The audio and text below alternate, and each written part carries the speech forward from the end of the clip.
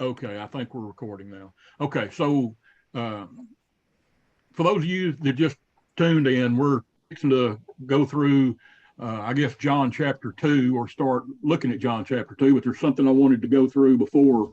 And I guess, can y'all see the screen now? Y'all can see the screen that we was looking at? Okay. Yes. All right. So I wanted to explain where we get the name Yahuwah. So if you look at the name Yahuwah right here, in the Hebrew, it's Yod, Hey, Wah, Hey. Okay, so this is a Yod, this is a Hey, this is a Wah, this is a Hey.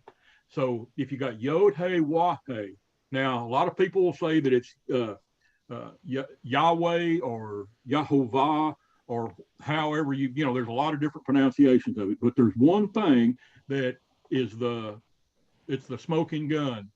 Okay, the word Judah. Okay, if you take the word Judah and look at it, you got a Yod, Hey, Wah, Dalet, Hey. Okay, it's the same letters that's in the Creator's name. So you got a Yod and a Yod. You have a Hey and a Hey. You got a Wah and a Wah, and you got a Hey and a Hey, and you got this Dalet that's inserted. Okay, and throughout historical precedence is what we have to look at because throughout history, the word Judah in English has always been pronounced Yahuda, Yahuda. So if you say the word Yahuda and remove the Dalet, just remove that Dalet, then you have Yahuwah. Okay, so that's how we know that his name is actually Yahuwah. Okay, I hope that makes sense. So, in other words, the word Yehuda, just remove the Dalet. Yehuda, Yahuwah. Okay, so that's how we get the word uh, Yahuwah. Now, one thing I want to bring up. So the modern day Jews will say that this is not a Wah, that this is a Va. In other words, it's not a W sound, it's a V sound. But if you go back and look at the old prophets, all of their names have the Yod, Hey, Wah at the end of their name.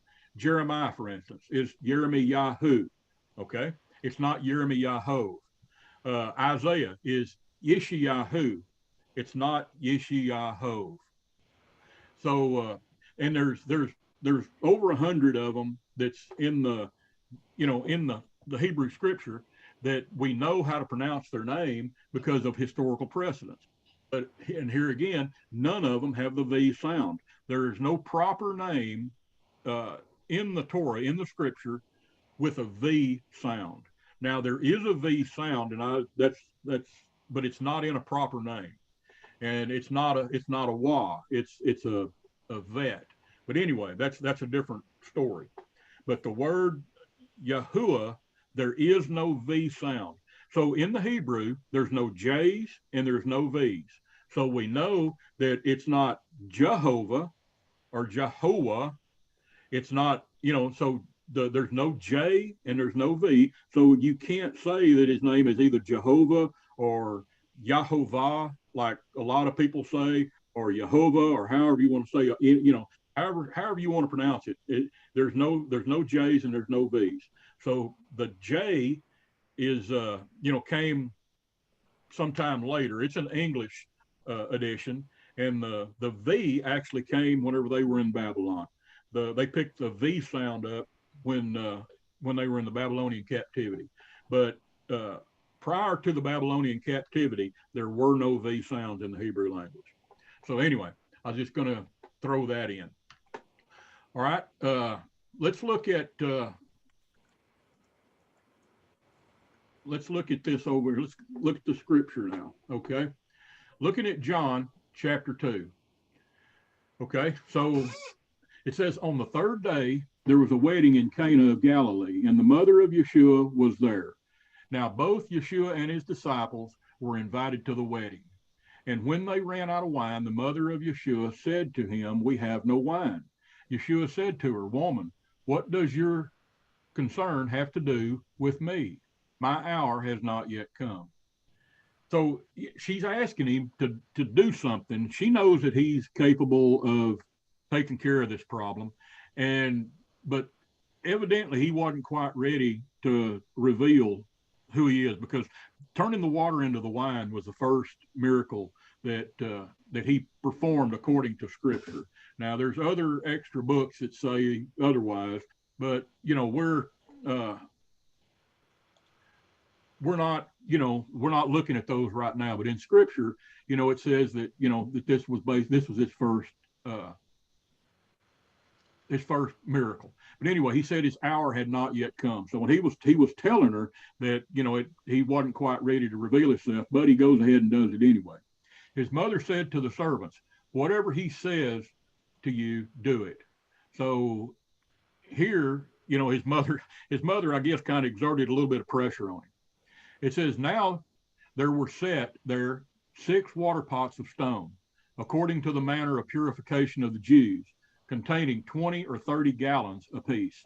Okay, so there were 6 water pots that had 20 or 30 gallons. So there was basically enough water there to put into what was called a mikveh, I guess, and to be, to purify, I guess to be purified. So you could go in and you could actually wash yourself and become ritually, purified. Now, this is according to the rabbinical Judaism. So, and that's not what we are. When I say rabbinical, that's of the Jewish rabbis, and we're not in Judaism. So anyway, so what he's saying there is that was what is part of the oral Torah or the Talmud. It's something that the rabbis have actually put together for themselves, or it's their interpretation of the Scripture. And according to them, their interpretation of the Scripture supersedes the Torah itself. And we know that can't be right. But anyway, it's a lot of things that they add to the Scripture. And later on in the Scripture, you will see it. But Yahusha even makes the statement that that you can't bear the burden of their law. In other words, they've added so much to it that there's no way that you can do it. But he says that his burden, Yahusha's burden, is easy. It's how does it go? Somebody help me here. It says my burden is light. Anyway, his burden's not heavy, and it's something that it's not hard to do. Okay, so he said, Yeshua said to them, "Fill the water pots with water," and they filled them to the brim. And he said to them, draw some out now, and take it to the master of the feast. And they took it. When the master of the feast had tasted the water that had made wine, and did not know where it came from, but the servants who had drawn the water knew, the master of the feast called the bridegroom. And he said to him, "Every man at the beginning sets out good wine and leaves the guest. And when the guest have well drunk, then the inferior. You have kept the good wine until now." So evidently it was some pretty good stuff that he made. Let's see. Okay. This beginning of signs Yahusha did in Cana of Galilee and manifested his glory, and his disciples believed in him. After this, he went down to Capernaum, he and his mother, his brothers, and his disciples, and they did not stay there many days. Okay, now the Passover of the Yahudim, or the Jews, was at hand, and Yahusha went up to Jerusalem. Now, one of the things I do want to mention here is there's what we call pilgrimage feasts, and there's 3 of them in a year. You have Passover, and then, or it's called Pesach in Hebrew, and then you have Shavuot, which is the Greek word for that is Pentecost, and then you also have Tabernacles or Sukkot, and so here this is at the time of the Passover, and so that pilgrimage feast, all the males were required to go to Jerusalem. Okay, so it says, and he found in the temple those sold oxen and sheep and doves and the money changers doing business. Now, handling money and doing money changing in the temple is strictly forbidden. It's not supposed to, this commerce is not supposed to be happening. And so now this is actually in the temple. Now, there, you take money into the temple, I guess, to give your tithes and your offerings and things of that nature. But as far as buying and selling, it's not supposed to be done in Yahuwah's house. And it says, when he had made a whip of cords, he drove them out of the temple and the sheep and the oxen, and poured out the changers' money and overturned the tables. And he said to those that sold doves, take these things away. Do not make my Father's house a house of merchandise.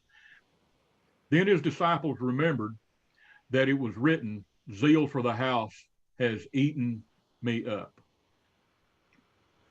So the Yahudim answered and said to him, what sign do you show us since you do these things? And Yahushua answered and said to them, destroy this temple, and in 3 days I will raise it up.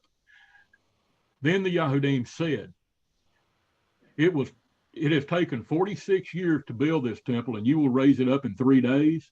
It says that, but he was speaking of the temple of his body. Therefore, when he has risen from the dead, his disciples remembered that he had said this to them, and they believed the scriptures and the word which Yahushua had said. Now, I want to bring up this one thing. Okay, we're fixing to run out of time here. I think we've got a couple of minutes left, but let's see. It's going to cut us off. It's going to be here in a few minutes. Well, I think I got time. But anyway, one of the things that I'm going to bring up, you can listen to a lot of modern day preachers, and they're talking about building the new temple over in Jerusalem. Well, I'm going to tell you that Yahushua, when that temple was destroyed, now the temple is in him and in us. Now, if that temple's built over in Jerusalem, like the third temple, like they're all talking, don't believe that it's of Yahuwah, because in the first place, if they're not keeping the Torah, and if Yahushua is not the Messiah, then if they're not teaching that, then they are not of Yahuwah. So the temple is still within us, and it's called the temple. The temple that's moving around is called a Mishkan, and it's the movable temple. So anyway, so that's where we are right now. I'm going to go ahead and cut this off, and I'm going to send out an email, and I'll